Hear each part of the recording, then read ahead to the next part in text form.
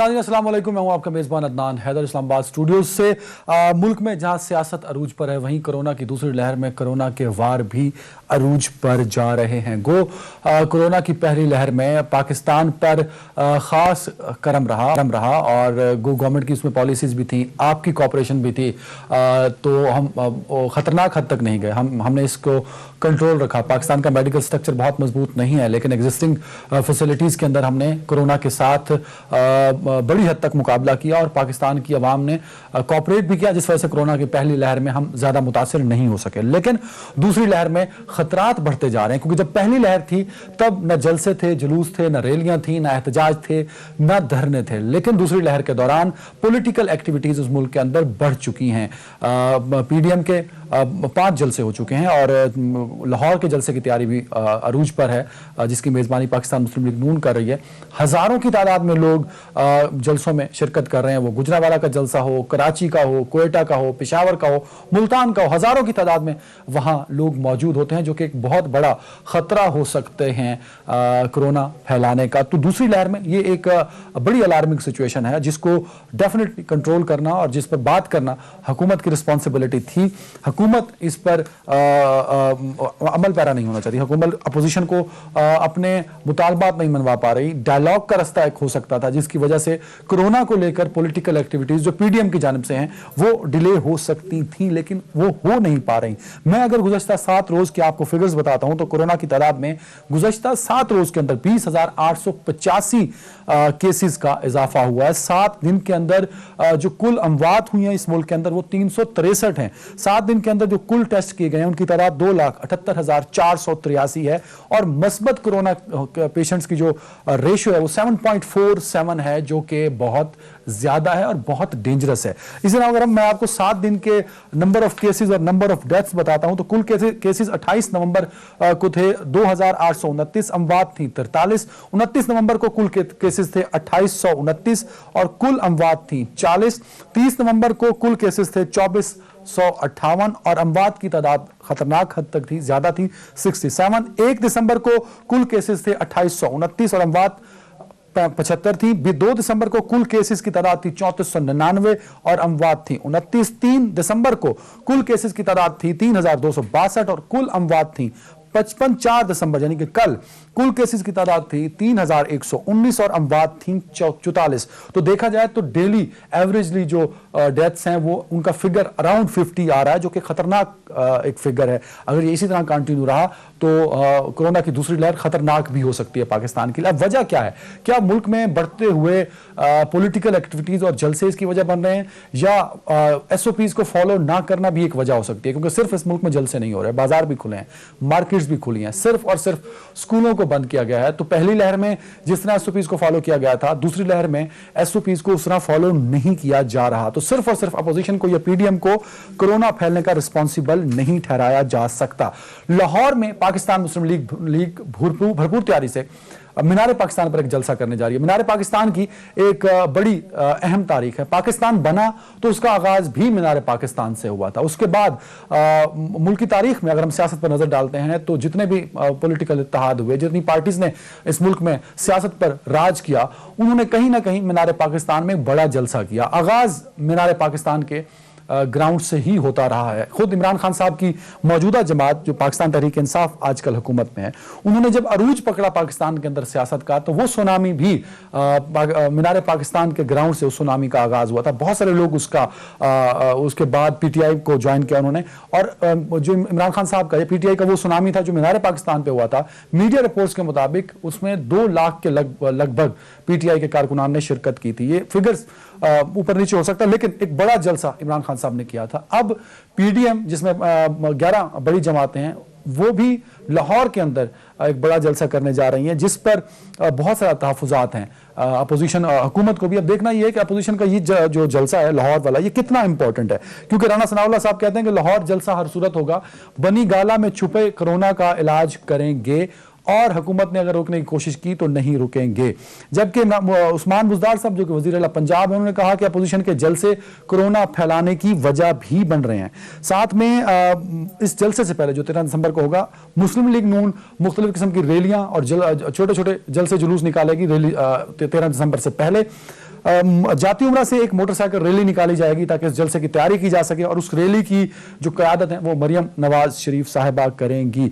इस्तीफे देने की बात की गई थी, कल जो मुलाकात हुई हमजा शहबाज की, मरियम नवाज की और शहबाज शरीफ की, उसके बाद शहबाज गिल साहब ये फरमा रहे हैं कि इस्तीफा देने की जुर्रत का काम है जो कि शायद अपोजिशन नहीं कर सकती। तो इस सारे सिनेरियो में आखिर पीडीएम अपना प्लान किस तरह एग्जीक्यूट करेगी और मौजूदा कोरोना की सूरत हाल में हुकूमती इकदामात किस हद तक काबिल तारीफ हैं, बात करने के लिए मुझे ज्वाइन किया है पाकिस्तान पार्टी से सीनियर रहनुमा सेनेटर रुबीना खालिद साहबा ने। बहुत शुक्रिया मैम वक्त देने के लिए। पाकिस्तान मुस्लिम लीग नून से member national assembly Ali Gohar साहब ज्वाइन कर रहे हैं। अली साहब बहुत शुक्रिया वक्त देने के लिए। पाकिस्तान तहरीक इंसाफ से सीनियर रहनुमा मेंबर नेशनल असेंबली कमल शोजब साहबा ज्वाइन कर रही हैं। कमल साहबा बहुत शुक्रिया वक्त देने के लिए।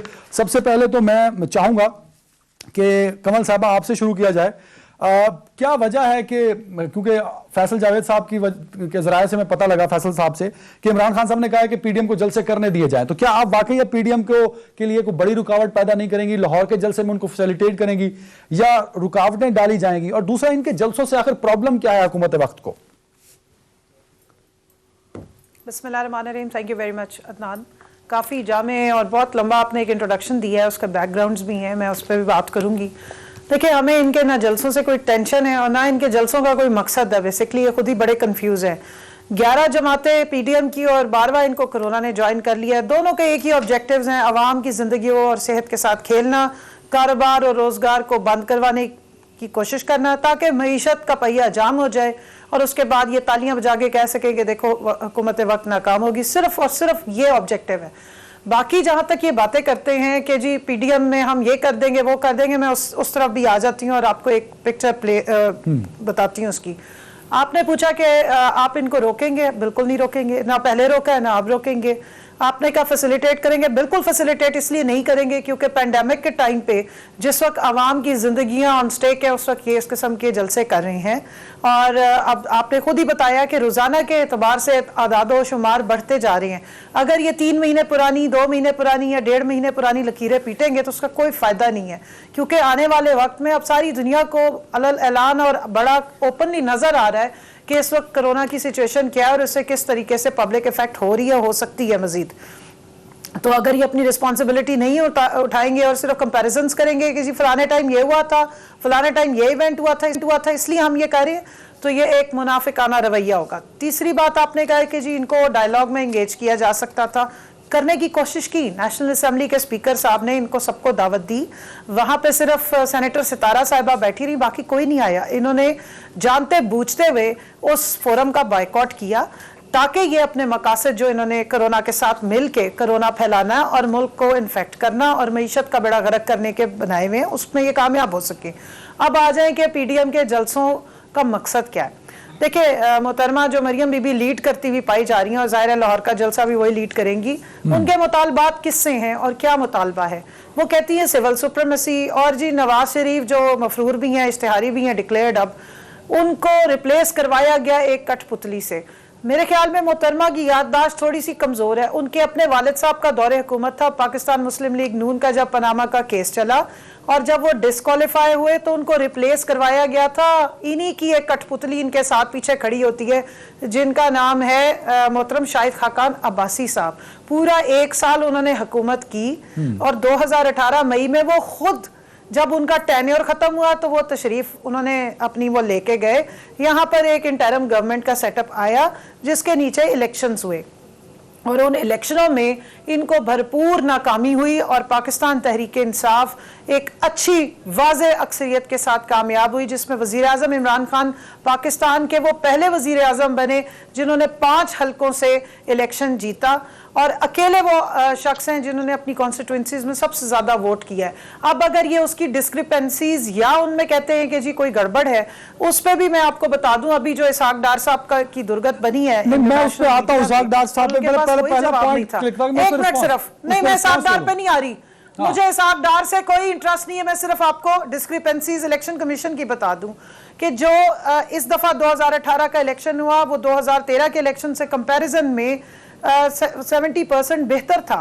इसमें पिछली दफा 137 पिटीशन आई थी, इस दफा 90 पिटीशन आई। उसमें मेजॉरिटी पिटीशन पीटीआई के लोगों ने की। पंजाब में 35 या 30 के करीब पिटीशन आई, बिल्कुल ठीक है, गॉट द पॉइंट। 13 पिटीशंस हमारी थी और 11 पिटीशन नून लीग की थी। तो आप मुझे बताएं कि जब आपको फोरम प्रोवाइड किया गया ना, आपके पास कोई सबूत है, आप हवा में शोर मचा रहे हैं कि जी रुबीना साहबा हुए फलाने हुए। पीटीआई का मौक़िफ़ ये है डिमांड्स जो हैं वो ही फेक है। रेलेवेंट फोरम्स हैं, इलेक्शन कमीशन है, नेशनल असेंबली है, सेनेट है, उसको छोड़ के कौम का वक्त जाया कर रही है कोर्ट्स हैं। रुबीना साहबा को आवाज जा रही है मेरी? अली गौहर बलोच साहब, सर ओवर टू यू। क्या करेंगे लाहौर के जलसे में? आप मेजबान हैं सर। जी अदनान, मैं कमल शोधक साहिबा की गुफ्तगू सुन रहा था और एज यूजुअल जिस तरह से वो शोले बरसा रही थी, देखिए गुजारिश ये है कि ये मैं नहीं कहता, ये कोई और नहीं कहता, पूरा पाकिस्तान जानता है, पूरे पाकिस्तान की आवाम जानती है कि ये जो हुकूमत है एक नैब जो एक डिक्टेटर का इदारा है उसके जरिए वाज़े वजूद में आई, और आज भी नैब जो है वो हर तरह से इनको सपोर्ट करता है और इनका कोई केस, चाहे इन्होंने वैसे आज आपने नई बात बता दी है कि मौजूदा हुकूमत नैब ने बनाई है, मतलब जी जी बिल्कुल नैब के जरिए आई ना। जब आप वफादारियां तब्दील कराएं, लोगों के ऊपर झूठे केसेस बनाएं, साउथ पंजाब वालों को झूठे लारे लगाएं कि आपका सूबा बनाएंगे और वहां से टिकटें जो हैं वो इस मतलब सिलेक्टेड पार्टी की दिलवाई जाएं और लोगों को गारंटी दी जाए कि हम आपके लिए हर तरह का चूना लगाने के लिए तैयार हैं।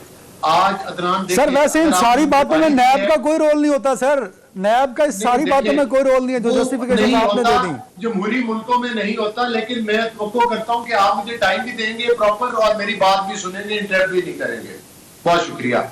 देखिए गुजारिश ये है कि जिस न्याजी साहब की ये बात करते हैं, आज आप देख लें कि जफर मिर्जा साहब अरबों रुपए खाकर गए, आप नैब के रोल के बारे में मुझसे पूछ रहे थे, किसी ने कोई उनका दरवाजा खटखटाया है या किसी ने पूछा है कि भाई आप अरबों रुपए हड़प कर गए हैं, तो किसी इदारे ने उनसे पूछा। आपको जस्टिस सिद्दीकी का बयान याद होगा कि उन्होंने अदालतें जो हैं उनके ऊपर किस तरह के प्रेशर हैं, वो ऑन द रिकॉर्ड है। नैब के बारे में ख्वाजा साद रफीक साहब के केस में जिस तरह के सख्त बयान जिस सुप्रीम कोर्ट से सादिक और अमीन की ये डिग्री लेकर आए थे, उसी सुप्रीम कोर्ट के नैब के बारे में जो बातें हुई हैं वो आपने देख ली। फॉरेन फंडिंग केस में ये छुपे हुए हैं, अरबों रुपए के जो खड्डे पिशावर में इन्होंने डाले हैं उसमें भी ये स्टे ऑर्डर के पीछे छुपे हुए हैं। तो ये क्या समझते हैं कि इन कठपुतलियों की हुकूमत जो है वो कितना अर्सा चल जाएगी? अब ये सर 2.5 साल तो चल गई ना सर। मेरे सवाल का जवाब नहीं आया भाई, आगे जा रहा हूं, दोबारा आऊंगा आपकी तरफ। रुबीना खालिद साहिबा, पीटीआई का मौक़िफ़ ये है कि इन्होंने डायलॉग के लिए स्पीकर साहब ने आप सबको बुलाया, आप लोग नहीं गए, और आप लोग, इनका इल्जाम ये है कि कोरोना के साथ मिलकर कौम के साथ, कौम की माशियत के साथ ज्यादती कर रहे हैं।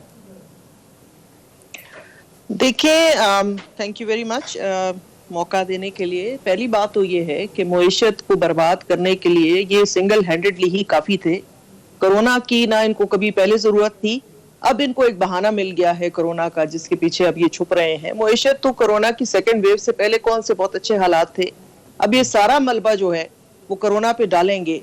पहला सवाल तो मेरा ये होगा इस मौजूदा हुकूमत से कि चलें पीडीएम के जलसे एक अपनी जगह है और जो क्या कहते हैं, और कोरोना एक हकीकत है, मतलब इसमें कोई दो राय नहीं है कि कोरोना एक हकीकत है।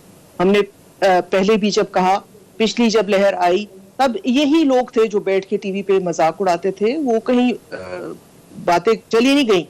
ये अब बातें सबके सामने हैं। खुद इनके लीडर ने कहा, इनके हमारे वजीर आजम साहब ने कहा कि ये तो कल का जुकाम है, हो जाता है, इसके लिए तो कुछ भी जरूरत नहीं है कुछ भी करने की। ये सारी बातें कहीं गई नहीं है। और इशराफिया का लॉकडाउन, कता कलामी की माफी, मैं थोड़ा सा कंफ्यूज हो गया। मतलब जो पहली लहर में पाकिस्तान ने महफूज रहा, उसमें गवर्नमेंट की कोई क्रेडिबिलिटी नहीं है, आप कह रही हैं? नहीं, मैं नहीं समझती, मैं बिल्कुल नहीं समझती कि इस हुकूमत ने उसमें कोई रोल अदा किया। वो मैं कहती हूँ कि अल्लाह ताला की एक खास करम है इस मुल्क के ऊपर। वो जो कहते हैं कि ये सब तेरा करम है आका, की बात अब तक बनी हुई है। ये हमारे जो यहाँ पे बुजुर्ग हैं, जो हमारे अच्छे लोग हैं, उनकी दुआएं थी जो उसने हमें बचा लिया। नहीं तो इन्होंने तो कोई कसर नहीं छोड़ी थी तब भी और अब भी जो इनके इकदाम हैं, सिवाय पीडीएम के जलसों के, आप मुझे बताएं इन्होंने क्या हिफाजती इकदाम किए? अस्पतालों में इस वक्त जो हालात हैं वो आपके सामने हैं। इनको पूरा 1 साल का टाइम मिला था, इन्होंने उस साल में क्या तैयारी की है? अच्छा चलें, पीडीएम के जलसे तो अपनी जगह रहे, ये मुझे बताएं कि एसओपीज कहां पे फॉलो हो रही हैं? आपने कहीं देखा है? आप बाहर निकल जाएं, ये हुकूमत का होता है रेट अपनी मनवाना, वो अपनी रेट कहीं भी मनवा नहीं सकते। शादियां उसी तरीके से हो रही हैं, बाजारों में उसी तरीके से रश है, एसओपीज की सब सबसे कुछ बड़ी उसी तरीके से हो रहा है। पॉलिटिकल बड़े जलसे होते हैं जहां हजारों लोग, देखिए ना, देखिए पॉलिटिकल जलसे जो हैं वो इस वक्त की जरूरत है, क्योंकि अगर ये मजीद इस मुल्क पे रह गए तो इन्होंने जो बचा कुचा है, वो जो रह गया है वो भी जो है इन्होंने नजर कर देना है अपनी सुनामी के सामने। सुनामी, आपने बिल्कुल अपने इंट्रो में बात सही कही कि वो एक सुनामी चली थी जहां वो लाहौर से, और उस सुनामी ने जो बर्बादी की है इस मुल्क की, वो आपसे ढकी छुपी किसी से भी नहीं है। जो इस हशर किया है इकोनॉमी का, जो हशर किया है इदारों का, जो हशर किया है इनकी सुनामी ने, हम तो 7 साल से इनको खैबर पुख्तनख्वा में भुगत रहे थे ना, पाकिस्तान के बाकी लोगों ने तो 2 साल में बस कर दिए उन्होंने। अब ये बताएं कि मतलब इसका जवाब कोई क्यों नहीं दे रहा कि इनकी पॉलिसीज क्या है, इनकी तैयारी क्या है कोरोना के लिए, इनकी और दीगर जो एक कमेंट बातचीत का, डायलॉग का एक कमेंट कर दें ताकि मैं रिस्पॉन्स लूं। अब मुझे बताएं ना, डायलॉग क्या मतलब है? आप ऐसे डायलॉग हवा में बस कह दें जी स्पीकर साहब ने बुलाया तो हम कोई सारे इनके जाती मुलाजिम है कि हम दौड़ते हुए चले जाएं स्पीकर साहब के पास? डायलॉग करने का भी एक तरीकाकार होता है। बुलाया तो था, स्पीकर साहब भी वहां मौजूद थे, वो तो सबको पता है। बिल्कुल, स्पीकर साहब बैठ जाएं कहीं भी और कहें आ जाएं तो हम सब चले जाएंगे, ये तरीकेकार नहीं होते। एक तरफ से आप जो है कॉप और बैड कॉप खेलते हैं हमारे साथ, ये नहीं चलेगा। या तो आप सही तरीके से इनको तो देखे ना, ये तो कोरोना तो अभी आया है ना, नेशनल सिक्योरिटी के भी जब मामलात थे, ऑपोजिशन के लीडर सारे गए, आपको याद होगा वहां पे जब ये इंडिया ने हमला किया कश्मीर के इशू पे, इन सब चीजों पे सब ऑपोजिशन इकट्ठी हुई, सब ने कहा खड़े होकर साथ हम आपके साथ हैं, लेकिन वजीर आजम साहब ने उस मीटिंग में एक में भी बैठना जो है वो अपने शायान शान नहीं समझा। तो ये तरीके ब्रेक पे जा रहा हूं कमल साहिबा, मेरे पास 1 मिनट है, मैं चाहता हूं तफसीली आपको टाइम दूं, तो ब्रेक के बाद कमल साहिबा से रिस्पांस दूंगा कि हुकूमत संजीदा नहीं है डायलॉग को लेकर, ब्रेक के बाद।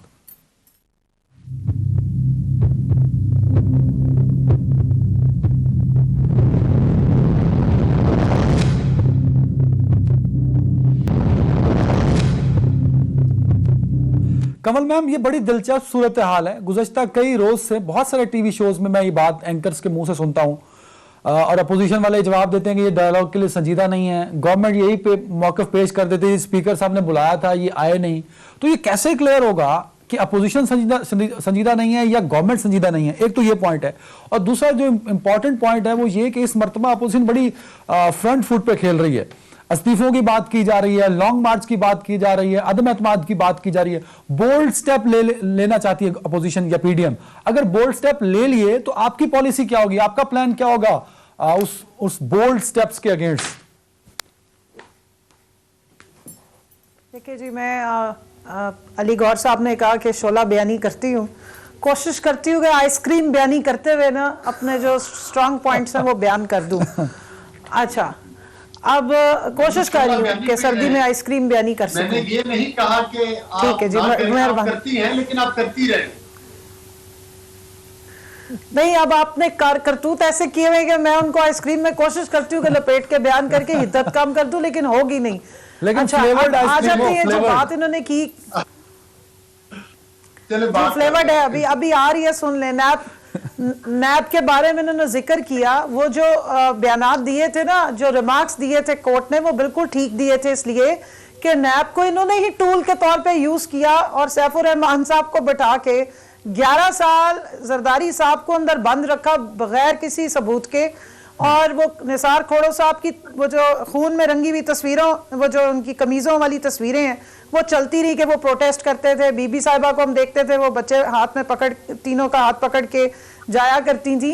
ये उस जमाने से नैब को आपने पॉलिटिकल इंजीनियरिंग के लिए यूज किया, और बिल्कुल ठीक फरमा रहे थे कि अदालतों को भी प्रेशराइज किया गया। जस्टिस कयूम साहब की वीडियो लीक हम सबको याद है कि किस तरह अपनी मर्जी के फैसले लिखवाए जाते थे। जी हाँ, ऑडियो लीक जो है, और वो इस किस्म के कारनामे आपने सरंजाम दिए, तो अदालतों ने उनके रेफरेंसेस तो देने हैं। हमें तो 2 साल हुए अभी आए हुए, हमने तो नैब को क्या इस्तेमाल करा, हमने तो उसे छोड़ दिया। और उसका सबसे बड़ा परसों स्टैंप लगाई मिफ्ता इस्माइल साहब ने, जब उन्होंने कहा कि जी 34 अमेंडमेंट्स के लिए सारे कन्विंस थे कि नैब को टूथलेस नहीं मुकम्मल खत्म कर दो, जिसको हम NRO प्लस कहते हैं। एक शख्स खड़ा रहा और उसने रिफ्यूज किया और उसका नाम इमरान खान है। तो अगर आप इदारों को अपने मकसद के लिए यूज करते रहे, 2/3 मेजॉरिटी के बावजूद आपकी बदनीयती थी कि आपने उसको चेंज नहीं किया, तो आप इल्जामात दूसरों पे मत शिफ्ट कीजिए। ये आपके लिए आलाकार के तौर पे यूज हुआ और वही रेफरेंस अदालत दे रही है। और आप ही की ये बड़ी पुरानी पॉलिटिकल हिस्ट्री है कि एस्टैब्लिशमेंट को भी यूज करते रहे, अदालतों को भी यूज करते रहे, नैब को भी यूज करते रहे, और जब तक हुकूमत करते रहे तो ये फरमाते हैं कि नजरियाती थे। जब आपके ऊपर केस चला और आप के बंदा मुजरिम डिक्लेयर हो गया और कन्विक्टेड क्रिमिनल है, तो उसके बाद आपने कह दिया जी कठपुतलियों की हुकूमत आ गई। ऐसे नहीं करते हैं, ये पॉलिटिकली मुनाफिकाना रवैया है। दूसरी बात, मईशत के कुछ इन्होंने स्टैटिस्टिक्स कहे कि आप जरा बता दें। मिफ्ता इस्माइल साहब को दोबारा कोट करूंगी, गूगल करके निकालें उनकी आखिरी जो बजट की स्पीच थी, उसके बाद असद उमर साहब ने खड़े होकर कहा कि दिस शिप इज सिंकिंग। जिस तरह का आप हालात पे चले गए हैं, आपने एक आर्टिफिशियल यहाँ पर रखा जो एक्सचेंज रेट है, उसके बाद जहां जहां करंट अकाउंट डेफिसिट पहुंच गया, जितना ट्रेड गैप आ गया, ये दिस शिप इज सिंकिंग। ये असद उमर साहब के अल्फाज थे, जिसपे मिफ्ता इस्माइल साहब ने कहा कि ये बात बिल्कुल ठीक कर रहे हैं, लेकिन ये अल्फाज इस तरह के आप असेंबली में इस्तेमाल ना करें, नहीं तो इंटरनेशनली हमारी बदनामी होगी। बट ही इंडोर्स्ड, और ये ऑन रिकॉर्ड बातें हैं। ये कल कामरान साहब ने भी अपने प्रोग्राम में दिखाई, क्योंकि एक आर्टिकल आया जिसमें पूरा पाकिस्तान मुस्लिम लीग नून ने जिस तरीके से इस मुल्क की मईशत को चलाया या पिछले अदवार में चलती रही और जिन हालात में उसको छोड़ा गया, वो बताया। 2.5 साल तो आपको भी होने वाले हैं, मैम, अभी इकोनॉमी पे कोई रिस्पांसिबिलिटी पीटीआई भी ले ले। मैं ले रही हूं ना, आप ही आपको जवाब देने लगी हूं जी। मैं आपको फैक्ट्स के साथ बताऊंगी। आप इंटरनेशनल क्रेडिबल इदारा है ब्लूमबर्ग, जो ग्लोबली कवर करते हैं तमाम दुनिया की मईशतों को, उनके आप स्टैटिस्टिक्स अबाउट पाकिस्तान देख लीजिए। वो आपको क्या कह रहे हैं कि पाकिस्तान जो है वो तरक्की कर रहा है और यहाँ पे एक्सपोर्ट्स बढ़ रही है। सबसे बड़ा इंडिकेटर ये होता है कि आपकी आमदन होनी शुरू हो जाए, आप कमाना शुरू कर दें डॉलर्स, बजाय इसके कि आपके बाहर मुल्क में खर्चे। मेरा सवाल रह जाएगा करंट अकाउंट डेफिसिट। मैं दे रही हूँ जवाब। देखें भाई, 2 लोग पीडीएम के इकट्ठे बैठे हैं, तीसरे आप हैं, थोड़ा सा तो हिम्मत इतनी सी। मैं पीडीएम में नहीं है मैम, मैं एंकर हूं, मेरे थल्ले लिखे है अदनान हैदर एंकर। तुसी मैंने भी पीडीएम में बात मैं बात कोशिश कर रही हूं मैं कोशिश कर रही हूं कि आइसक्रीम के फ्लेवर में बात कर लूं, लेकिन बात जो फैक्ट्स है वो करने हैं। अच्छा, अब आपने कहा चले मैं कोरोना पे बात कर लेती हूँ। कोरोना पे आप बिलावल साहब की जो स्पीच थी असेंबली की वो उठाई, जिसमें वो इंपीरियल कॉलेज की स्टडी को घुमा के कहते थे कि ये देख लें, ये हुकूमत जो है मरे कोरोना से, अवाम तो 100 मरे, क्योंकि ये सिलेक्टेड प्राइम मिनिस्टर है, इसको तो किसी की जान की फिक्र ही नहीं। साथ में ये अल्फाज भी अदा किए गए इन सबकी तरफ से कि पाकिस्तान में होने वाली हर मौत की FIR वजीर आजम पे कटेगी, क्योंकि कोरोना को वो डील करें और लॉकडाउन लगा दो। दुनिया ने स्टैंप की 5 इदारों ने, इंटरनेशनल ने, जिसमें मैं सबसे ज्यादा वर्ल्ड इकोनॉमिक फोरम को कहूंगी, जिन्होंने अभी 25 नवंबर को पाकिस्तान स्ट्रैटेजी डे मनाया कि कैसे कोरोना से पाकिस्तान बाहर आया। तो आप हमें इल्जाम नहीं दे सकते कि हमने पहली दफा टैक्टिक या उसको सही तरीके से टैकल नहीं किया, हमने रिजल्ट्स दिखाए। ये दूसरी वेव है। अब आपकी डायलॉग पे कौन संजीदा नहीं है? डायलॉग पे कौन संजीदा नहीं है? हुकूमत ने ही अरेंज किया ना। नेशनल असेंबली के स्पीकर ने अगर बुलाया सबको, और अगर ये बाइकआउट करके नहीं आए तो आप संजीदगी देख लें। और सिक्योरिटी की जो भी बातें हुई पुरानी, उसको भी आप फिलहाल भूल जाए, इसलिए कि कोरोना से लोगों की जिंदगियों को ज्यादा इंपैक्ट आ रहा है। इस दफा 20% उससे ज्यादा खतरनाक है। और अगर ये डिमांड कर रहे हैं कि सब लॉकडाउन करके बंद कर दो, तो ये आपके सामने जो कैमरामैन खड़े हुए हैं या आपका स्टाफ खड़े हैं, इनसे पूछें कि अगर ट्रांसपोर्ट बंद कर दिया, कारोबार रोजगार सब बंद करके, और फिर जलसों को कहा जाए कि बंद करो, तो ये लोग भूख से मरेंगे या नहीं? और इनका तो ये नारा है कि भूख से कोई नहीं मरता, ठीक है, कोरोना से लोग मर सकते हैं। पीडीएम का जिम्मेदारी पीडीएम का लाहौर के जलसे के बाद प्लान क्या होगा? जो खबरें इस्तीफों की बात की जा रही है, लॉन्ग मार्च की बात की जा रही है, लॉकडाउन की बात की जा रही है, टफ टाइम देने की बात की जा रही है, क्या पीडीएम वाकई एक मजबूत लाहेमल रखती है अगेंस्ट द गवर्नमेंट, और उसका इंपैक्ट क्या होगा मैम? अच्छा, पहली बात ये है कि मेरी बहन ने खुद ही एक्सेप्ट किया कि 11 साल आसिफ अली जरदारी साहब का जो ट्रायल हुआ वो एक गलत ट्रायल था और एक उस पे साबित कुछ नहीं हो सका। ये बात हम बहुत अरसे से कह रहे हैं, चले एंडोर्समेंट यहाँ से भी आ गई है। दूसरी बात ये है कि सेलेक्टेड एमनेशिया या सेलेक्टेड मेमोरी लॉस नहीं हो सकता लोगों को अगर हमारी कोई नेगेटिव बातें याद होंगी तो फिर इनकी भी नेगेटिव बातें जो हैं वो याद हो सकती है। ये नहीं हो सकता कि हम कुछ चीजें जो हों, जिस तरह के वो वजीर आजम साहब सिक्योरिटी काउंसिल की मीटिंग में नहीं आए उसको हम भूल जाएं, लेकिन हम इसको याद रखें कि स्पीकर साहब ने बुलाया था तो ऑपोजिशन के लोग नहीं आए। तो ये अक्रॉस द बोर्ड होगा। देखिए मामलात जो होते हैं, मुल्क का जो चीफ एग्जीक्यूटिव है वो वजीर आजम पाकिस्तान है। अगर इसमें कोई दो राय है या मैं फिर मुझे बता दे, क्योंकि एक वजीर आजम का एक एक्शन लेना और स्पीकर साहब का जो डोमेन है दैट इज द पार्लियामेंट, उनका पॉलिटिकल डाइवर्सिटी के साथ कोई ताल्लुक नहीं है। कलामी की माफी चाह रहा हूं, मेरा सवाल भी उसी कॉन्टेक्स्ट में है कि जो आपके मुतालबात हैं उनको तो लीगली भी टैकल डाउन किया जा सकता है ना, बजाय इसके कि खतरनाक सूरत हाल में आप जलसे करें, रोड पे निकलें। देखिए बड़ी डेंजरस लीगली की तो बात ही नहीं है। दिस इज, देखिए बात ये है कि ये इस वक्त जो लीगल बैटल नहीं हम कोई लड़ रहे हैं, ये अवाम के सर्वाइवल की बैटल है और उसके लड़ने के लिए वो हम लोग बाहर आए हैं और हम अपने जो तरीकाकार है, SOPs है, हम अपने वर्कर्स को तलकीन भी करते हैं, उसको फॉलो करते हैं। वहां पे मास्क और सैनिटाइजर्स का बंदोबस्त होता है। ये ऐसी बात नहीं है कि हम रेकलेसली जो है लोगों की जाने जो है वो रिस्क में डाल रहे हैं। हम पूरी एहतियात के साथ 100% आप इंश्योर करती हैं कि पीडीएम का जलसा कोरोना फैलाने का बाइस ना बना है ना बनेगा? देखिए मुझे ये बताएं ना, 100% आप इंश्योर कर सकते हैं कि इस वक्त पूरे जो हमारे मार्केट्स खुले हुए हैं, बाजार खुले हुए हैं, हमारे बाकी कारोबार चल रहे हैं, उसमें आप इंश्योर तो नहीं कर सकते। घर बैठे हुए अभी रिसेंटली मेरी बड़ी बहन है, वो तो कहीं भी नहीं गई, घर पे ही रही, ना किसी से मिली, बल्कि हमारे साथ भी उनका कोई इंटरेक्शन नहीं है, उनको हो गया। तो मैं तो इंश्योर किसी, उन्होंने तो अपनी तरफ से पूरी एहतियात की ना, इंश्योर भी किया कि वो किसी से ना मिले, लेकिन she is suffering from corona. लेकिन सिर्फ इसको ब्लेम कर देना कि ये को तो पीडीएम के जलसे में कोई चला गया तो उसको जो है कोरोना हो गया, ये बात जो है ये गलत है और इसको ऐसे जनरलाइज आप नहीं कर सकते। Just put everything on the corona कि ये जलसे जो है बिल्कुल ठीक है। और दूसरा जो है, देखिए उसका बात का मुझे जवाब नहीं मिला कि गवर्नमेंट की अपनी तैयारी क्या है, गवर्नमेंट की अपनी अवेयरनेस कैंपेन्स के जरिए, गवर्नर की अपनी अस्पतालों के लिए दवाइयों की जो कमल साहब से रिस्पांस होगा इस सवाल उसकी क्या सूरत हाल है? कमल साहब ये आपने रिस्पांस करना अपने टर्न पे। अली गौर बलोच साहब, आपकी पार्टी पीडीएम में एक मेजर रोल प्ले कर रखती है, लेकिन आपकी पार्टी स्टिल कंफ्यूजन का शिकार है। जो जराये से हम खबरें इकट्ठी करते हैं, कहीं इस्तीफों की बात हो रही है, कहीं कहते हैं कि हम इस्तीफे नहीं दे रहे, कहीं लॉन्ग मार्च और धरने की बात होती है, कहीं नहीं होती। मतलब ये वजह क्या है कि अभी तक आप लोग क्लियर क्यों नहीं हो सके? सर 5 जलसे हो गए, जो बड़ी जमात है पीडीएम की वो अपना स्टैंड क्लियर नहीं पिक्चर पेश कर सकी कि हम इस्तीफे देंगे, हम अपना लाहेमल इस तरह लेके चलेंगे। मतलब अभी तक हम सब कंफ्यूज हैं सर इसको लेके। देखिए अदनान, मैं आपके जवाब की तरफ आता हूं, लेकिन मैं बातें बड़े गौर से सुन रहा था, शोजा साहिबा की भी और मीना साहिबा की भी। गुजारिश ये है कि इतनी सफाई के साथ और इतनी डठाई के साथ झूठ बोलते हुए और झूठ पर डट जाने को मैंने पहली दफा देखा है इस हुकूमत को और इस हुकूमत के जो भी मतलब है कि नुमाइंदे हैं। और यकीन करें कि झूठ बोलते हुए घबराते भी नहीं है, क्योंकि पता है कि किसने झूठ बोला? पाकिस्तान के पैसे को क्लियर कर दो, किसने झूठ बोला ये तो क्लियर कर दें। अदनान साहब, ये पाकिस्तान के पैसे को दोनों हाथों के साथ लूटेंगे तो कोई इदारा इनका ना ही एहतसाब करेगा और ना ही इनको रोकेगा।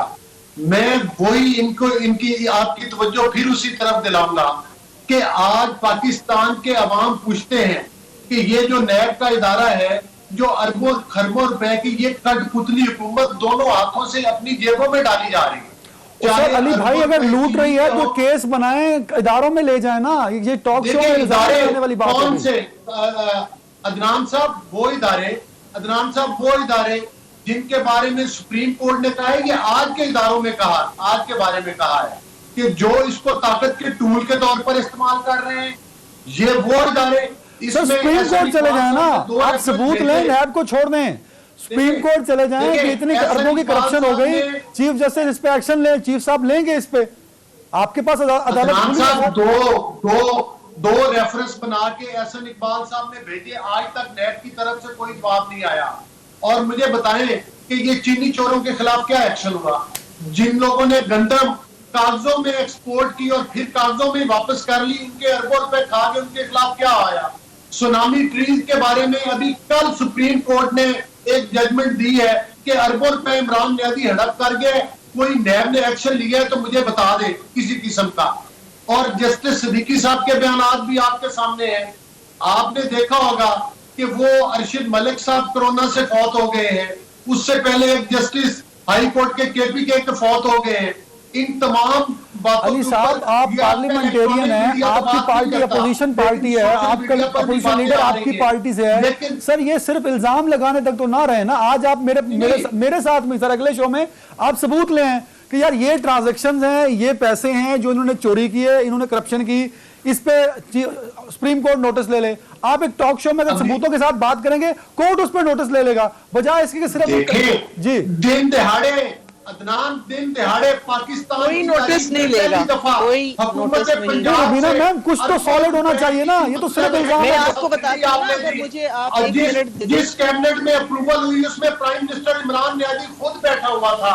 आज आप देखें कि ये लोग तनकीद करते हैं मियां साहबा की वादा की, मतलब है उनकी वफात पर भी जो है। अच्छा बिल्कुल ठीक है रुबीना साहब, जल्दी से 30 सेकंड में कमेंट कर दें, रिस्पांस करना कमल साहब ने। रुबीना साहब देखिए बिल्कुल वो जो बोले तो मैं अली भाई मुझे रिस्पांस लेने दें।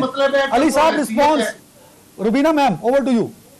देखिए पहली तो बात यह है कि बिल्कुल मैं इनके साथ एग्री करती हूँ कि नैब का कानून जो है रिस्पांस मैंने देना है या रुबीना ने, और इसको हर सूरत में इसको मैंने सिर्फ एक बात करनी थी जी क्योंकि जैसे ये कह रहे थे इनकी बात को मैं एंडोर्स करूंगी कि बीआरटी का जो है केपी की पेशावर की जो बीआरटी है, इसका केस ले जाके खुद बजाते खुद सबूतों के साथ आज से तकरीबन 1.5 साल पहले हमने वहां जमा करवाया। आज तक उसमें कोई सुनवाई नहीं है। कहाँ जमा कराया? एक्शन कहाँ जमा कराया? अदनान साहब एहसन इकबाल साहब ने 2 रेफरेंस जमा करवाए, कोई जवाब आया? ये नैब कमल साहब पीडीएम का जलसा रह गया, यहाँ इदारों की परफॉर्मेंस आ गई। कमल साहब इनको प्रोटेक्शन के लिए बैठा हुआ है। कमल साहब ये जवाब तो नैब दे सकता ना सर, ये जवाब कमल साहब को नहीं दे सकती ना। अरबों रुपए डेली के हिसाब सर आपका टर्न खत्म हो गया सर। कमल साहब ओवर टू यू। पहले तो मैं ये अली साहब को बता दूं कि इमरान नियाजी साहब ने अपनी वालदा को खुद लहद में उतारा था। ये आप लोग गलत एक प्रोपेगेंडा कर रहे हैं। मैं आपको तस्वीर भी भेज देती हूं, वो देख लीजिए। करके बात करें, बस मैं सबूत के साथ बात कर रहा हूं। मैं तस्दीक करके बात कर रही हूँ, तस्दीक करके बता रही हूँ। और दूसरी बात ये है कि आपकी जो एंगेज करें अली भाई प्लीज, मेरे शो में काउंटी क्रिकेट खेलते रहे थे और सर नहीं अली भाई इसको मैं काउंटर करूंगा। ये पर्सनल अटैक नहीं सर, पर्सनल मैटर्स हैं, इसको मत एंगेज कीजिए प्लीज। बतौर प्राइम मिनिस्टर, बतौर लीडर ऑफ पीटीआई वो क्या करते हैं उस पर बात कीजिए। कमल साहब ओवर टू यू। के ऊपर ये लोग मीडिया के ऊपर बैठकर तमस्करी बोलते हैं। कमल साहब ओवर टू यू। अली साहब आपने बात कर ली ना, रिस्पांस ले लें। अली साहब रिस्पांस तो ले लेना मेरे भाई। कमल साहब नवाज शरीफ की वालदा के उनके जस्ते खाकी पाकिस्तान आया, उस पर क्या बेहुदा किस्म की सर ताजियत की प्राइम मिनिस्टर ने भी उस पर। अली भाई कमल साहब ओवर टू यू। अली साहब रिस्पांस ले लेना। कमल साहब ओवर टू यू। अली साहब इस किस्म की बेतुकी बातों का वैसे जवाब बनता नहीं है, लेकिन नवाज शरीफ साहब वहां पर कौन सी काउंटी खेल रहे हैं वो भी बता दीजिएगा। दूसरी बात ये है कि इन्होंने नैब पे जो ये बातें कर रहे हैं, तो सुप्रीम कोर्ट ने कि आप चेरी पिकिंग नहीं कर सकते उसकी जो जजमेंट्स होती हैं। सुप्रीम कोर्ट ने पनामा केस का जब जवाब दिया तो इन्होंने कहा जी क्यों निकाला मुझे, और 5 जजेस के खिलाफ पूरी जीटी रोड पे इन्होंने रोते धोते बैन करते हुए नवाज शरीफ साहब को सारी दुनिया ने देखा। दूसरी बात, इसी सुप्रीम कोर्ट ने अपने फैसले में सिसिलियन माफिया का जिक्र किया। जब आप एक कोर्ट की बात को एक जगह पे रेफरेंस देते हैं उनकी जजमेंट्स को, तो बाकियों को भी तस्लीम किया करें। और इसी सुप्रीम कोर्ट ने इमरान अहमद खान नियाजी साहब को सादिक और अमीन डिक्लेयर किया। और आप जो कह रहे हैं कि अरबों रुपए हड़प करके जा रही हैं, आप जरा ये बता दें कि वो जा कर रहे हैं। ना उस शख्स का कोई कारोबार है, ना उनकी कोई फैक्ट्री है, ना आपके शरीफों की तरह वो पाकिस्तान की हुकूमत में आने के बाद 9000% उनका बिजनेस बढ़ा है कि एक फाउंड्री बंद लेकर आए हो और 50 लग गई हो और दुनिया जान में सरिया और इत्तेफाक फाउंड्री और उसके सीमेंट जा रहे हो। तो बातें जब आप करते हैं ये ठीक कह रहे हैं, आप कोई थोड़ा सा कोई रीडिंग कर लिया करें या कोई सबूत ले आया करें। जहां तक आपने इदारों की परफॉर्मेंस की बात की, मुझे बता दें 2018 30 मई 2018 तक ये इदारे मौजूद थे पाकिस्तान में और उस वक्त इनकी हुकूमत भी थी, शाहिद खाकान अब्बासी इनके प्राइम मिनिस्टर भी थे, जो कठपुतली रिप्लेस करके लाई गई थी नवाज शरीफ के खिलाफ। तो उस वक्त तक आपने इदारों को ठीक करने की क्या काम किया अमली तौर पे? आज 2 सालों में आपको ये सारे इदारे बुरे लगने शुरू हो गए। 1981 से लेके 2017 तक तो नवाज शरीफ साहब खुद इख्तियार में रहे और 2018 तक भी एक बात की थी कमल मैम के बीआरटी पेशावर का केस नैब में गया, नैब ने उस पर कोई पेशरफ्त नहीं की। देखें मेरी बात सुने, बीआरटी पे वैसे आपको फैक्शन फिगर सारे दे सकते। नैब ने क्या किया है, मेरी जुबान भी नहीं लड़खड़ाएगी और ना ईमान लड़खड़ाएगा, क्योंकि झूठ की ट्रेनिंग सिर्फ मरियम और उसके वालिद की, हमारी नहीं है। हमने हमेशा सच बोला और अल्लाह का शुक्र है उस लीडर के पैरोकार है जिसको इसी सुप्रीम कोर्ट ने सादिक और अमीन डिक्लेयर किया, क्योंकि उन्होंने अपनी 40 साल पुरानी ला के पर्चियां दे दी थी।